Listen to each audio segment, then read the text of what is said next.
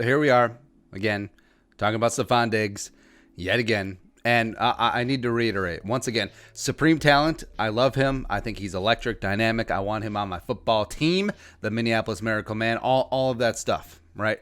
But you look at all the tea leaves, everything that's bubbling underneath the surface. I mean, the $200,000 in fines for missed practices and meetings, the trade deadline rumors last year, the cryptic, passive-aggressive social media, and he just deleted all of his Vikings posts off of the gram.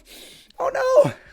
And to be honest, it is the precursor for a player moving on in professional sports. You look around the NBA, MLB, NFL, kind of is, right? So, and now we're to the stage where we're starting to get the media with reports where Colin Cowherd is talking about how the Vikings want to move on from Stefon Diggs. You know who would leak that info? Stefon Diggs and or his agent, if they really did want out. They're like, they don't want to give us a new contract, so obviously they don't want us, so they're ready to move on. You see how that can be misconstrued?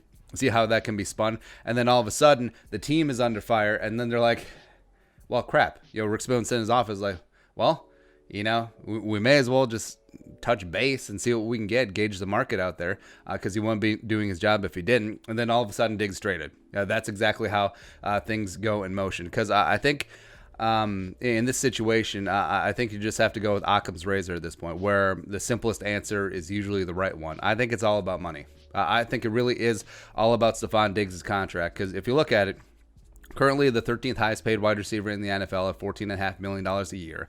I'm sure he would love that to be freshened up a little bit, especially since his guaranteed money on the back end of that deal is pretty much evaporating and going to be non-existent next year. And also, don't sleep on Adam Jerome Ezekiel Thielen getting a brand new fat-ass contract last offseason and leapfrogging Diggs, where I've thought for a while that the Diggs-Thielen bromance, notably the Diggs-Thielen direction, hasn't been as warm as it once was.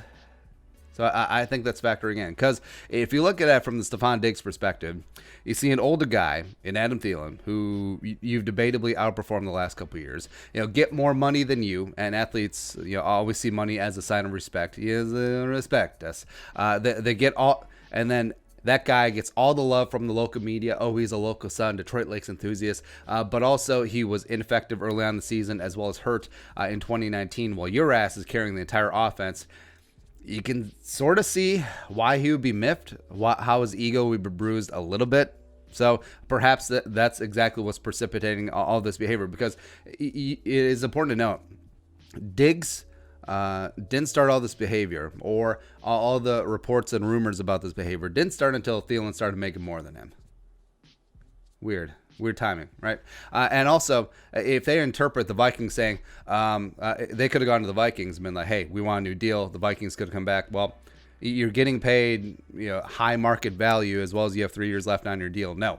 So they could have interpreted that as like, well, they obviously don't want Stefon Diggs back. So we're gonna leak this out and we're gonna play the game. That's exactly what he's doing right now.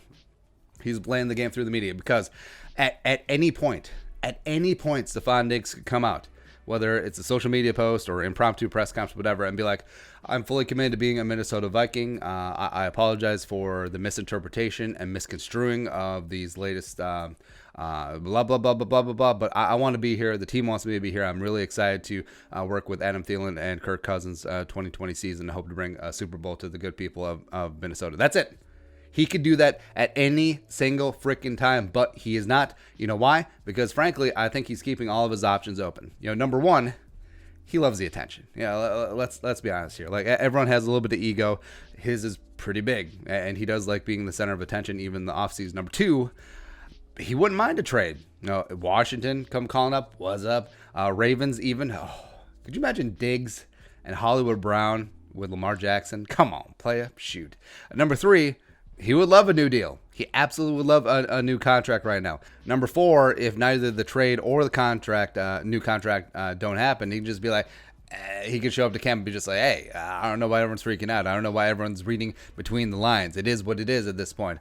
And then he can just rinse and repeat all of those antics over and over again until it actually works, or if he runs out of contract. It is the epitome of passive aggressiveness, and it's really a no-lose situation for him because he can keep up all of these soft antics until it actually comes through. But just looking at it from the Vikings spot, I don't think they would trade Diggs, A, because of the talent, B, because of his contract, and C, because of the cap situation. Diggs is due to count $14.5 million against the 2020 cap with $9 million dead. So, yeah, they could free up $5.5 million by trading him, but also it doesn't make a lot of sense unless you get a very decent draft pick haul for him. Probably a first, maybe a little bit of extra change, maybe an extra third or fourth throw in there as well. So I don't see the Vikings as being motivated to move unless Diggs becomes completely toxic, completely, hey, I'm going to hold out. I'm going to do all this stuff. I'm going to try and wreck this locker room if I don't get my way.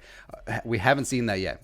So far, Diggs' antics has been a lot more, right? And I fully understand, like seeing the comments, seeing some Vikings fans who are obviously big Stefon Diggs supporters. I count myself in there as well. And they, except I don't think it's good to write everything off as like, oh, everything he's doing is no big deal. It doesn't matter at all. Oh, he was tweeting about TV. He was tweeting about the XFL. Not everything is about the Vikings. Yeah, he could talk about life and all that stuff. It's being ignorant.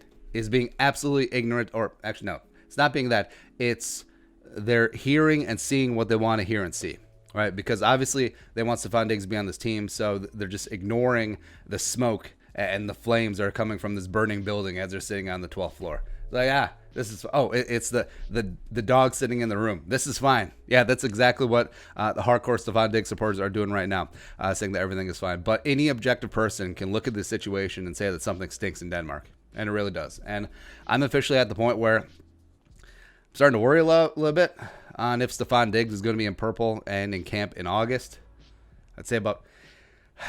Right now, I'd say about 85% he is here and he's a Viking in training camp in August. Whereas like last week, 2 weeks ago, it was probably like 99.9%. Yeah. But is this really going to get ugly? I think it could certainly get uglier before it gets better. I don't think it's magically goes away, but we'll be here to talk about it. Fun times. Anyways, your thoughts, Diggs, let us know in the comment section below. Subscribe for daily Vikings takes, support the work, Venmo, or hit that join button, become a monthly or platinum Jerome. But until next time, Skol, production value.